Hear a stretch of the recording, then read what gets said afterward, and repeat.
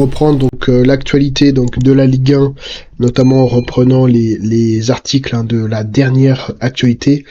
On a donc tout d'abord les corps donc qui sont sur surveillance et notamment en lien donc avec Lille qui doit faire des choix donc tout simplement pour tenir donc la cadence.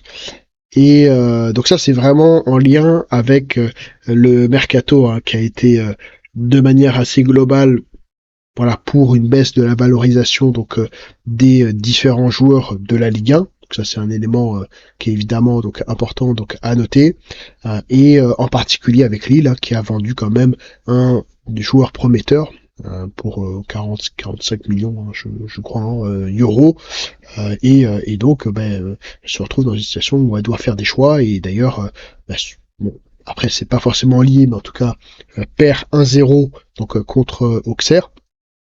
Et donc pareil pour le PSG qui voilà doit tirer quand même sur la corde. Et quand on regarde notamment les déclarations de Luis Enrique qui préfère donc avoir un calendrier donc plus calme et qui en même temps donc fixe des objectifs extrêmement élevés, notamment pour le PSG, il semble qu'il va y avoir beaucoup de clubs qui vont établir une stratégie un peu plus ciblée, notamment peut-être sur de manière globale sur des objectifs évidemment de niveau sur la Ligue 1, aussi peut-être des objectifs de demi-finale, que ce soit en coupe on va dire française, mais aussi en coupe européenne, que ce soit les quarts, demi, etc. Donc ils vont se concentrer, se focaliser sur un certain nombre peut-être d'objectifs. Et donc évidemment voilà, que ce soit pour Luis Enrique ou que ce soit pour les autres clubs, la situation va être extrêmement compliquée, on va dire, à gérer, évidemment. Donc ça, c'est un aspect donc à prendre en considération. On a ensuite donc Camboiré, donc assez rapidement, qui voilà parle du fait que aucun diffuseur ne peut lutter donc avec Canal+. Donc ça c'est tout à fait vrai. Donc Canal+ a vraiment bien réalisé donc une sortie de la ligue, et des zones essaye évidemment de proposer une offre qui est assez différente, d'innover aussi. Ça, j'en ai parlé évidemment dans une vidéo, mais voilà, il y a quand même une situation un petit peu particulière, notamment du fait que voilà, la consommation, on va dire gratuite, quasi gratuite de la Ligue 1 est en train de se mettre en place, même s'il y a aussi plus de supporters, notamment dans les stades. Maintenant, voilà, la situation est voilà à regarder de manière assez précise, et peut-être que DAZN n'avait pas anticipé cette dimension-là de consommer la Ligue 1 de manière quasi gratuite. Alors, eux proposent des résumés qui sont assez riches sur un certain nombre de matchs, et ça c'est plutôt intéressant, avec aussi d'autres propositions. Et puis ils établissent des partenariats assez intéressants avec d'autres entreprises, peut-être pour diversifier, on va dire, leurs revenus. Ensuite, donc concernant le litige avec Mbappé et le PSG, la menace de l'interdiction de recruter semble, selon moi en tout cas, être un élément peut-être en trop sur le dossier, puisqu'il y a des autorités qui sont compétentes. Alors les autorités footballistiques dans un premier temps ne se sont pas avérées compétentes sur le sujet du litige avec le PSG. En revanche, évidemment, il y a le tribunal de prud'homme qui fera la lumière sur le dossier, mais de rajouter, en tout cas de par la LFP, une menace d'interdiction de recruter, ce serait évidemment voilà, mettre voilà, des bâtons dans les roues sur le PSG, et donc sur la Ligue 1, puisque le PSG, je le rappelle en tout cas, avait payé déjà à un moment donné presque 1 milliard de cotisations sociales. Donc même pour les finances publiques, c'est important. Maintenant, on se pose évidemment la question du modèle économique, notamment en Ligue 1, avec des clubs qui payent en fiscalité de manière beaucoup plus importante, que ce soit à Monaco, à Première Ligue, à voir évidemment de manière précise, mais globalement payent moins d'impôts. Et du coup, sont plus, évidemment plus compétitif, hein, que ce soit pour la Première Ligue et autres. Et donc voilà, le PSG a quand même été premier de cordée pour la Ligue 1 et a tiré vers le haut les investissements et les opportunités de développement, hein, pour la Ligue 1. Donc attention évidemment à ne pas créer du suraccident. On a vu avec évidemment la situation sanitaire voilà, des décisions qui ont été prises qui ont en fait quelques années après avec les droits TV considérablement fait baisser le niveau de valorisation des droits TV. Donc attention à ne pas créer de suraccident pour des effets d'opportunité, des effets de peu importe. En tout cas voilà, ce dossier-là va être à suivre et des autorités vont voilà, tout simplement statuer sur le dossier. Marquinhos donc garde donc son brassard de capitaine, donc ça c'est plutôt intéressant que les joueurs ont rechoisi évidemment Marquinhos.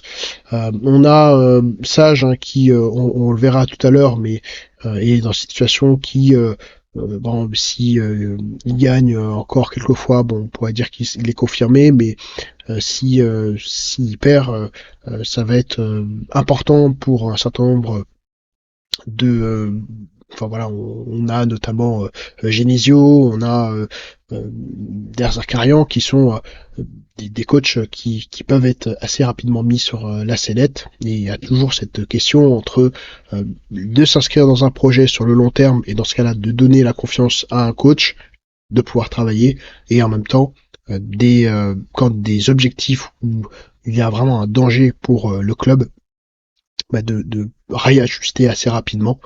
Et comme il y a beaucoup de coachs, hein, en tout cas qui sont évidemment intéressants sur le marché, il faut pouvoir prendre des bonnes décisions au bon moment pour rebondir assez rapidement. Et quand on voit la défaite, hein, face à Auxerre, hein, qui bon, globalement une défaite avant la Ligue des Champions face à Auxerre, bon voilà, on peut quand même mettre un petit peu dans son vin, hein, par rapport à ce qu'a dit Létang, en disant que c'est une honte. Bon, il faut, voilà, le football aussi est fait de surprises, et donc bon, ça, voilà, il faut toute proportion, on va dire, garder avec un Lille qui est en train de se progressivement de monter en puissance, évidemment, par rapport à la Liga. Une superbe nouvelle, c'est évidemment le fait que Dembélé là est en train de vraiment s'ouvrir à la Ligue 1, à être beaucoup plus finisseur. On a aussi Kolo Muani, c'est peut-être l'année de Dembélé et de Kolo Muani, avec une équipe du PSG où les choses sont un peu plus, enfin chacun a voilà, s'inscrit en tout cas dans un collectif, et ça c'est plutôt intéressant, comme quoi il y a des joueurs qui ben, voilà, on arrive à peut-être éclore quand il y a des bonnes conditions, on va dire, de travail. Donc donc il a ça c'était un élément auquel j'avais déjà parlé, hein, qu'il a un effectif qui est important. On va Textor a parlé de recruter encore. Il y a des joueurs qui sont voilà, libre et disponible, et ça va être aussi des opportunités pour pouvoir recruter. Maintenant voilà, Sage il est pas dans la situation de l'année dernière, enfin de la deuxième partie de saison de l'année dernière. Là on rentre dans le dur, et il va falloir assez rapidement qu'il fasse ses preuves et que il puisse alors voilà, il y a une sortie, hein, tout à l'heure on va regarder, mais voilà, qui rentre vraiment dans la peau de l'entraîneur, pour pouvoir faire en sorte de performer et de proposer évidemment voilà des bons résultats. Rennes, donc une équipe décimée, donc on a un Rennes, ça on avait déjà évoqué, qui est en train de se mettre en place. Il y a d'autres clubs qui sont dans des meilleures situations, notamment des clubs qui sont déjà bien en place, hein, que ce soit Reims, que ce soit Le Havre, que ce soit aussi Nantes. Donc on va avoir des collectifs qui sont assez forts cette année, et en même temps il y a des clubs qui vont réaliser des moindres performances à cause du fait que la mayonnaise en tout cas n'est pas encore prise sur ces clubs-là. Quand on a Sage, hein, qui fait cette sortie, hein, ce n'est pas du patinage, on n'a pas de note de style, c'est justement très très justement à l'entraîneur d'imposer un style, Évidemment, il faut gérer les vestiaires, il faut proposer des idées claires aussi. Ça fait partie du boulot du coach. Et donc, bon, il semble qu'en tout cas, comme Der Zakarian, euh, on se retrouve voilà, dans une situation qui va être extrêmement compliquée pour ce type de coach-là. Rabiot, donc, qui arrive à Marseille, alors au-delà de la dimension du supporter qui voilà, passe de Paris, enfin Paris Juventus à, à Marseille, bon, c'est plutôt intéressant d'avoir des joueurs comme ceux-là qui reviennent en Ligue 1, qui vont apporter beaucoup d'expérience, beaucoup de stabilité aussi dans le jeu, donc pour en passer aussi notamment Verretou, donc il semble que là c'est plutôt voilà un bon coup pour Marseille d'avoir dégoté donc le nouveau duc de Marignane avec Rabiot. On reparle encore du paiement de la Discord avec Being Sport, donc ça met dans des situations extrêmement compliquées, que ce soit peut-être la LFP, mais surtout les clubs qui ont déjà moins de voilà de budget et voilà c'est vraiment un peu voilà une situation qui est extrêmement compliquée pour eux, qui doivent refaire des crédits auprès des banques bon c'est un sujet à suivre. On a donc la LFP, ça c'est plutôt une bonne chose, qui voilà veut changer l'image de la Farmer League en apportant peut-être plus d'innovation, plus de fraîcheur. Ça c'est un aspect qui est important. Nous différencier de la Ligue des Champions, ça c'est encore un aspect qui est évidemment intéressant du positionnement, de la vision de Vincent Labrune, puisque évidemment il y a la Ligue des Champions, il y a la Ligue 1. Il faut arriver à voilà à porter une patte qui est complètement différente. Ça c'est le travail de la LFP, ou en tout cas de tous les clubs et toutes les instances de la Ligue 1 pour pouvoir proposer quelque chose de différent et d'ailleurs de le diffuser à l'international. Ça c'est un aspect qui est aussi travaillé en tout cas par DAZN et autres. Alexander Arnold, donc futur propriétaire de Nantes. Donc ça c'est un petit peu dans la continuité de cette époque, hein, avec notamment Piqué, Tony Parker, bon, qui était dans le basket mais qui est allé dans le foot.